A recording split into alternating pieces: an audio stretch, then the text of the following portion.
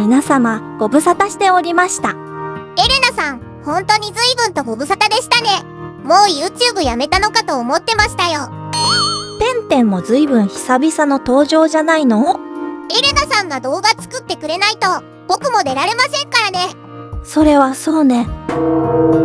足の小指の骨折、そして月末は風邪をひいたこともあって、3月はほとんど何もできないまま終わりました。いつの間にやら桜も咲いて、骨折も一段落、風邪も治ったってことで。完全復帰ですね。前置きはこれくらいにして。復活記念、今日はお得意の京都方面へ桜を見に行きます。この動画が出る頃には、そろそろ桜も終わりそうかもしれませんな。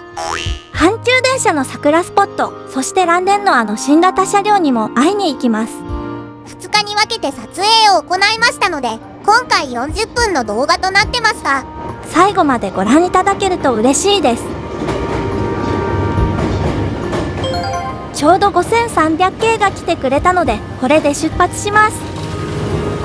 阪急電車も新しい車両が増えて、車体全部がマルーンと呼ばれる赤紫色の車両は、京都線はこの5300系と3300系だけになりました。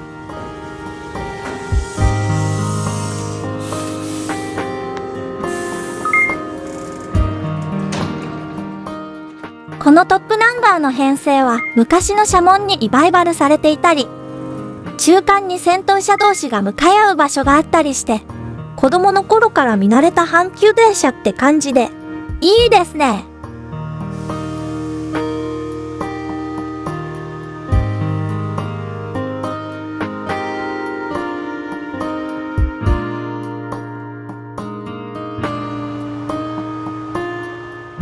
ご覧の通り車内は空いてますので、こちらの優先席に座らせていただきます。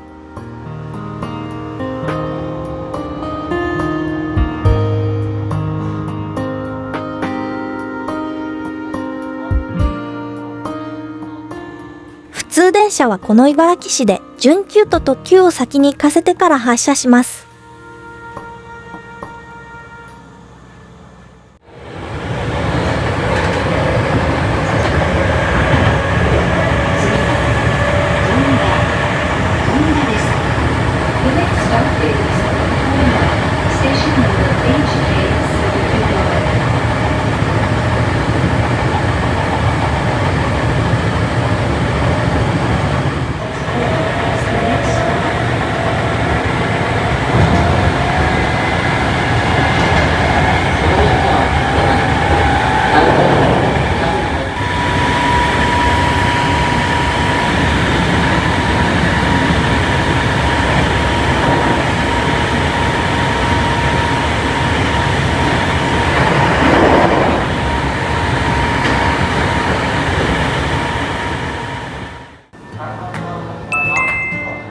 乗っていた普通はこの高槻市で終点となり、この先は準急が各駅に止まります。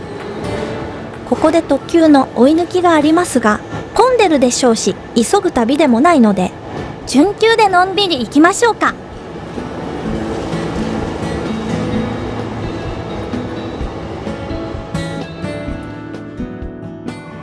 乗り換えの準急が、またまた5300系。これはもう迷うことなく、これで決定ですね。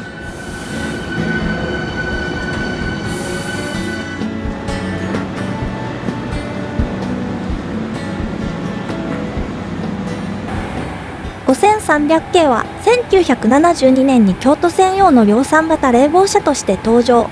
大阪市営地下鉄堺筋線との直通運転を考慮し、パンタグラフを1両に2台搭載しています。阪急電車のトップナンバーが1ではなく0から始まるようになったのも、この5300系からでした。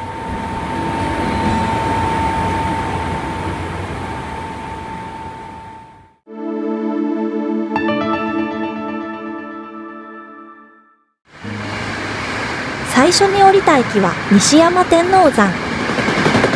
2013年に開業した京都線では比較的新しい駅です。高槻市と長岡天神の間の駅は神巻、水瀬、大山崎とずっと3つだったところが、この駅ができて4つになりました。こちらの梅田寄りの踏切に川を挟んでしだれ桜が見頃を迎えてますね。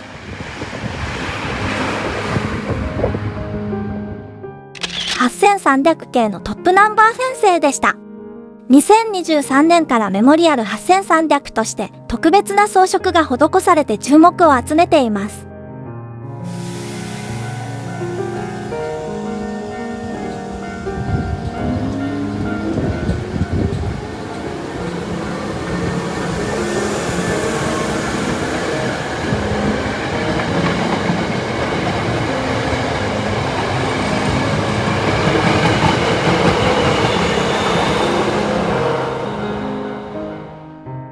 今度は7300系のトップナンバーの片割れ7400。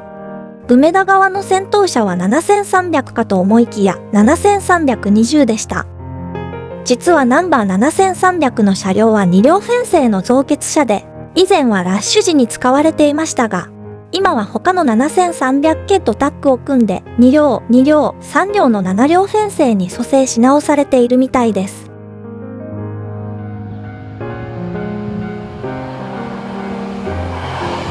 阪急の新しい顔としてかなり定着してきた1300系の準急で先へ進みます。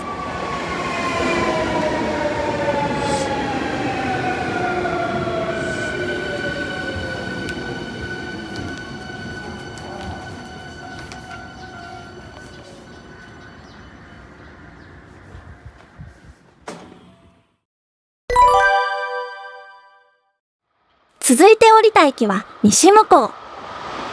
京都府向日市の駅です。ここは桜の名所として有名な撮影スポット。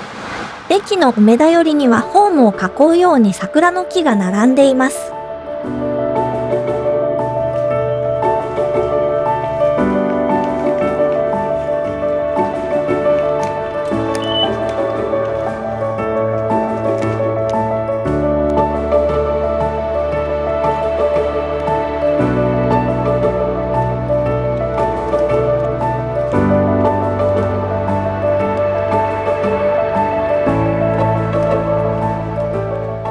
ホームから見えた踏切に行ってみましょう。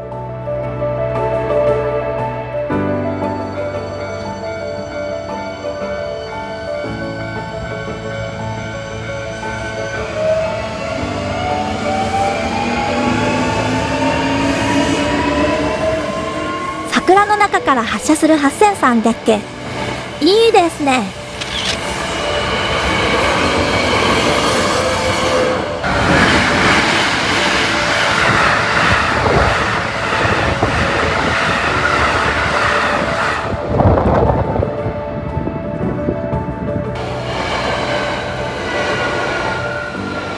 桜と阪急電車を撮るならここという有名スポットなので、この日もカメラやスマホを持った人が入れ替わり撮影していました。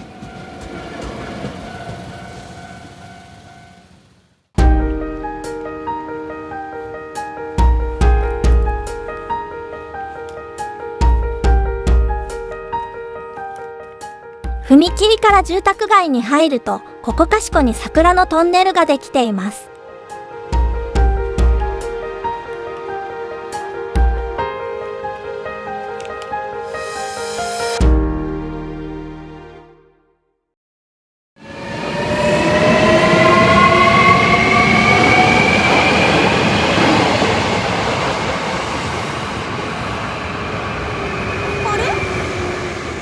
また5300系。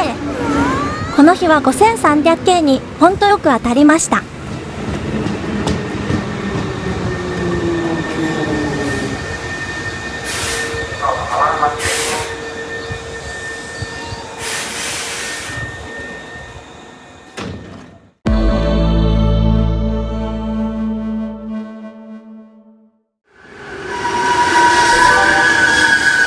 続いてやってきたのは西京極。桂を出て桂川を渡り、西院の地下区間に入る一つ手前の駅です。この駅は京都線が開業した当時の歴史を感じられる遺構が残っています。ストップ。どうしたの？今すごいのが映ってましたね。さっきエレナさんが説明していた7300キーのトップナンバー、7300を組み込んだぶつ切り先生でした。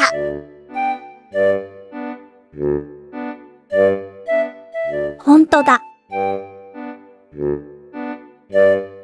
7両中、戦闘車が6両ってすごいね。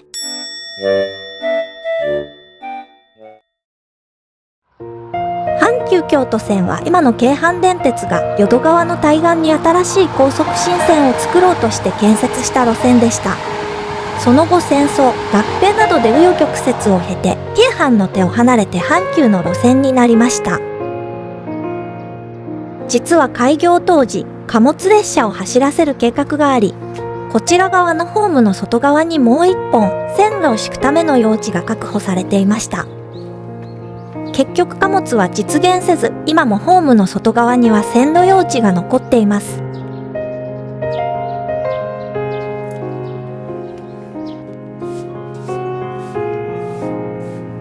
用地の一部はホームの拡充やエレベーター、スロープなどに転用されています。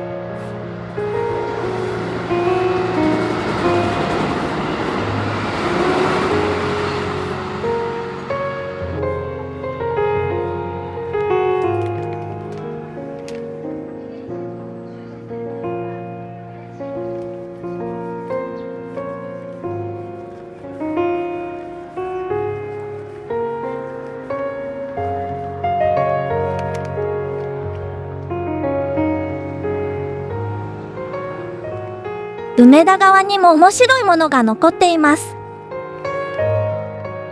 右の歩道になっているガーター橋は、本線から分岐してホームの外側へ入るための線路の敷地が転用されています。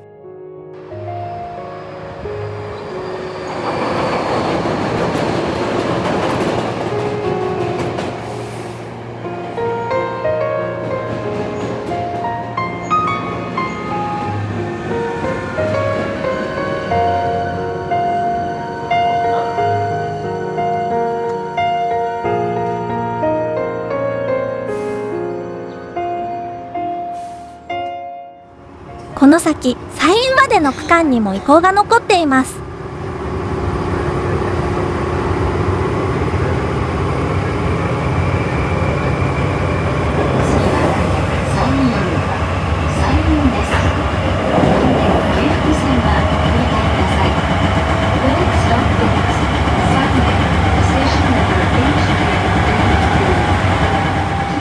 今は複線で敷かれている線路ですが、左にもう一本、線路が敷ける用地が確保されています。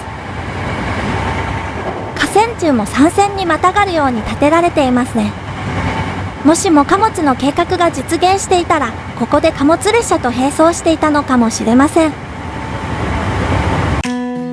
今目の前に見えている小さな踏切。実はこの場所は以前訪れたことがあり、動画も出していました。自転車が1台通れるくらいの珍しい小さな踏切です。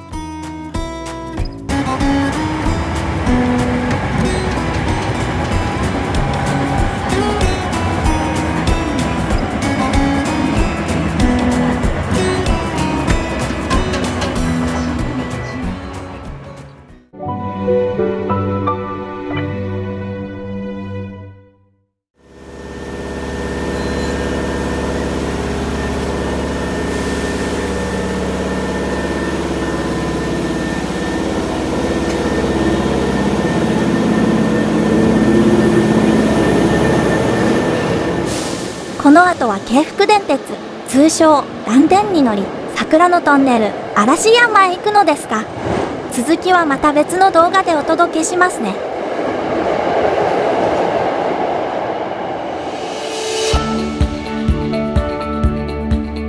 今回もご視聴いただきましてありがとうございました。またこのような鉄道絡みの動画を見たいと思ってくださった方は、チャンネル登録、高評価をしていただけると大変励みになります。